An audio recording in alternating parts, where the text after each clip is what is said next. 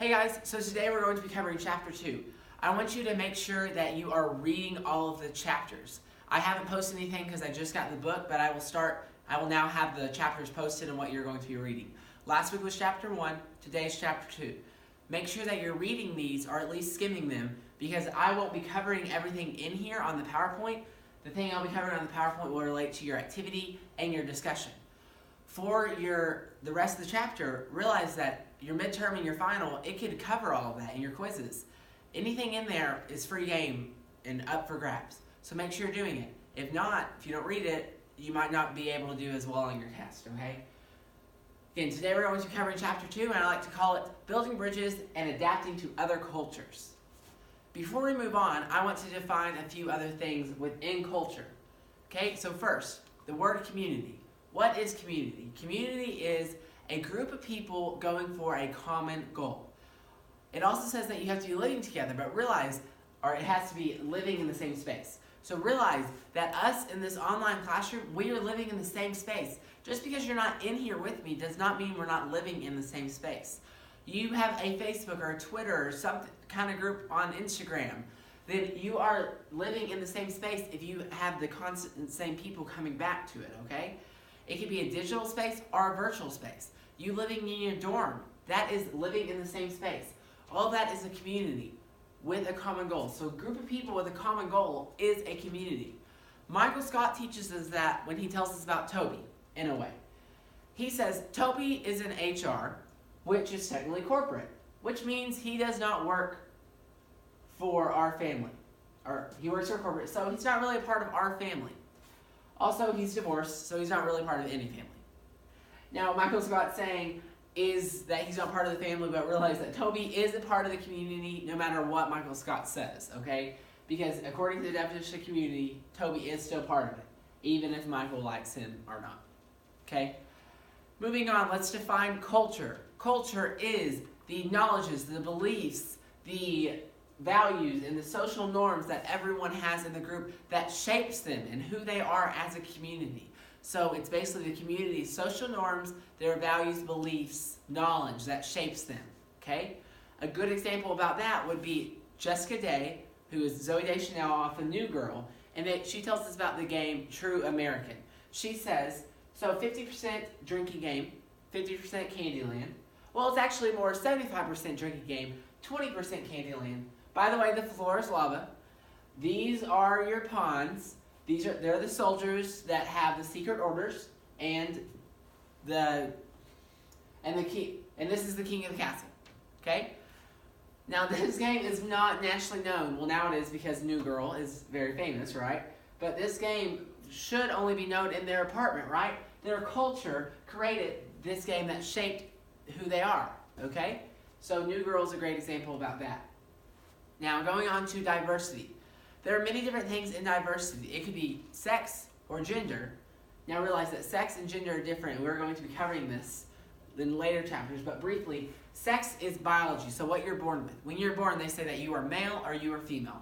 And then gender is what, psychologically, what you identify with, okay? So there are differences. People who have gender reveal parties, they're actually having the incorrect term because you can't reveal anybody's gender. You can reveal sex, but I don't think anybody wants to say sex reveal parties because that has a different term to it, okay? Now, it could also include sexual orientation or age and ethnicity. Or in April, off of Parks and Rec's case, it could also include wizardry, okay? Because she says she might be a wizard.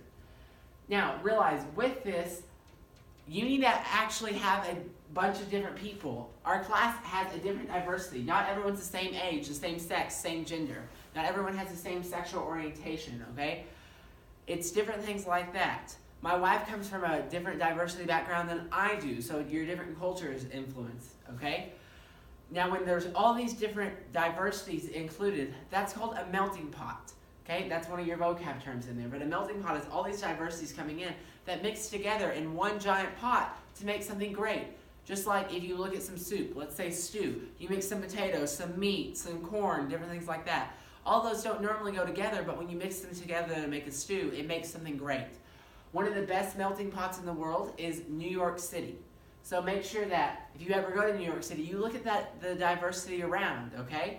And in America, some of the worst melting pots in the world, in America are places like Texas or Oklahoma or Missouri, because we are very similar to our cultures. And a lot of times what happens is we are raised here, just like I'm from Dallas area and I moved up here, but we're raised here and we don't really leave. When there's a farmer here, the farmer has the same culture, and then he's going to just stay on the farm, which is awesome. It's great for people to live there, and it really helps grow the economy that way. But a lot of people aren't coming in to just farm from New York City, okay? And a lot of times farmers can't go to New York City because you can't farm there. So it's a lot of the culture that's around us and the environment that's around us that helps shape our culture. Now, I love Texas and I love Oklahoma, so realize that they have a better melting pot than some other places in the world, okay? But just New York City is one of the best melting pots, and comparing Texas to New York City with melting pot, it's kind of difficult because everyone comes in from everywhere to go to see New York City, right? Okay. Now moving on, let's cover two basic vocab words. First is we're going to cover some basic vocab words that fall under this, which is basically how people tend to see their culture as superior to other cultures. If you decide to go to China, don't look and say like, oh, my culture is better, or this, what we do is better, listen to what we do. That is incorrect, because that's their beliefs, that's their values, that's their knowledge that they grew up with, okay? They believe that. They keep those truths and they value them.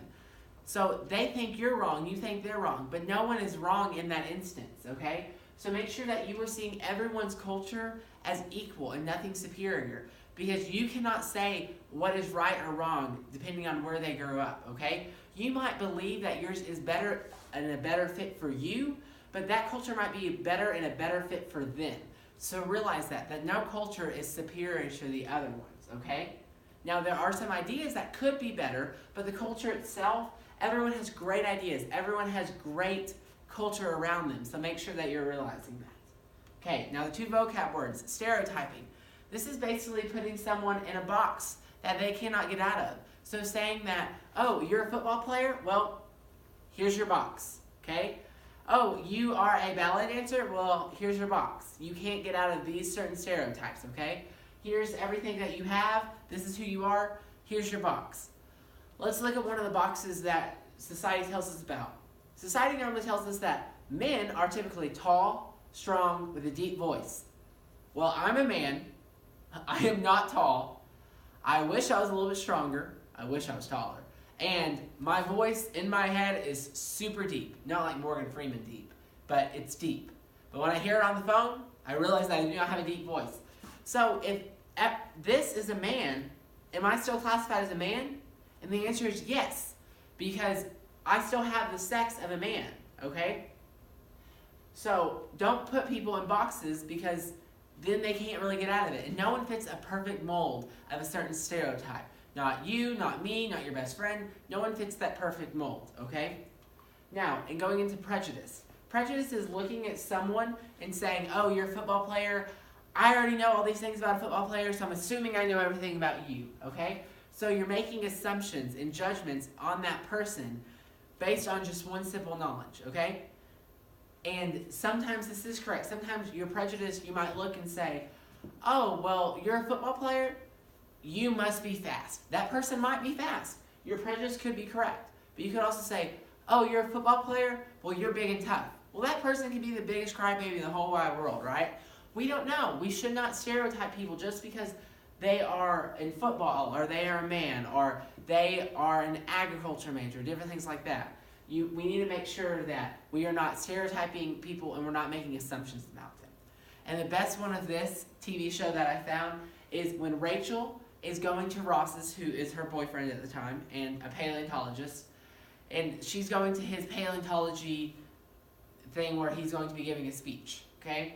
So she comes out and asks, does this look like something a girlfriend of a paleontologist wears? And Phoebe jokingly says, I don't know. You might be the first one. Okay? This is stereotyping, and this is prejudice that Phoebe just had. Now, yes, Phoebe's joking because this is Ross right here. So, but still, you need to make sure that you're not doing that. Now, if you have friends and different things like that who can take the jokes, that's a different story. Just like friends, they're very close. But don't go up and say, oh, you're a paleontologist, I don't know anything about you, but you must not have a girlfriend, okay? I love Friends. I love all these types of shows, so I'll have a lot of memes on the classes throughout, okay? Now, going into the differences in culture, there are many different differences, and in your book it lists what they are, okay? And this is going to be part of your discussion post, but individualism versus collectivism, okay? High versus low content. I want you to look at what all of these are, and in your discussion post, what you're going to do is you're going to post your culture versus someone else's culture. Now, I'm not asking for which one's better, but you're going to say, hey, this is the culture I'm from, and I believe it is an individualism culture. I researched and found that this other culture is collectivism. Tell me the similarities and tell me the differences between your two cultures about this. I'm not asking you to say, I believe I'm right because I'm this and they're wrong because they're this. I want you to tell me, this is the culture that I am, and I researched and I studied some other culture. I just want you to tell me about the differences, okay? I don't want you to tell me about which one you think is right, which one you think is wrong, okay? And if you find something cool about the other culture, feel free to say, and I found this being really cool, okay?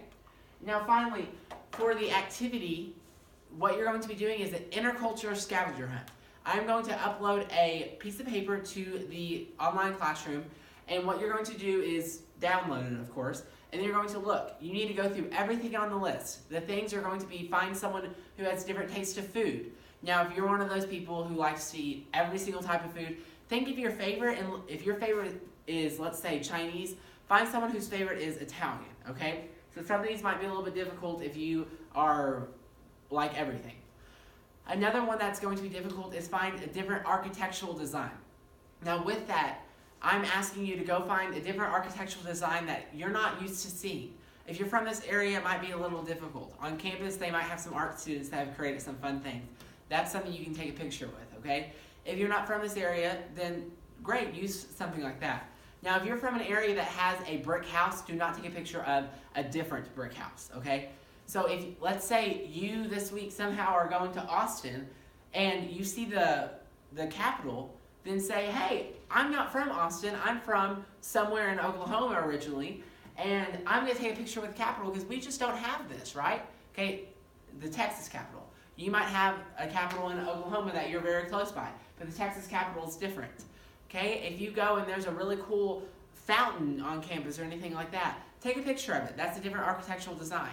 So you're basically going to go on and look, and I explain what each of them are. So go on and say, hey, this is a different thing than my culture, so I'm going to take a picture. On that, you can either upload a Word doc or you can upload a PowerPoint. So you can have a PowerPoint, you need to have the picture, and you need to be in every single picture. Realize if you're not in every picture, you don't get full credit. So you'll have like the picture, and then right over here, if you're doing a PowerPoint, you'll say, the title will be like architectural design, and then you can say, I'm from this area, we don't have this type of architectural design. Or you can say, I love Chinese food, and this is Bob. Bob does not like Chinese food. And then have a picture of you and Bob. And if you have some food in it, that's even better, okay? Now, don't just do your friends. I want you to go out onto campus and meet people you do not know, okay? It should not be your friends on there. So go, and it's an intercultural scavenger hunt. You're going to upload a PowerPoint or a Word doc, and that will be your participation grade. Basically, all you need to do is take pictures for every single category and say, this is what I am, this is someone else. I just want you to go out there and see all the different cultures that are around you and easily accessible to you all around, okay? If you have any questions, email me, let me know, and I'll be happy to help. You all have a great day. Bye.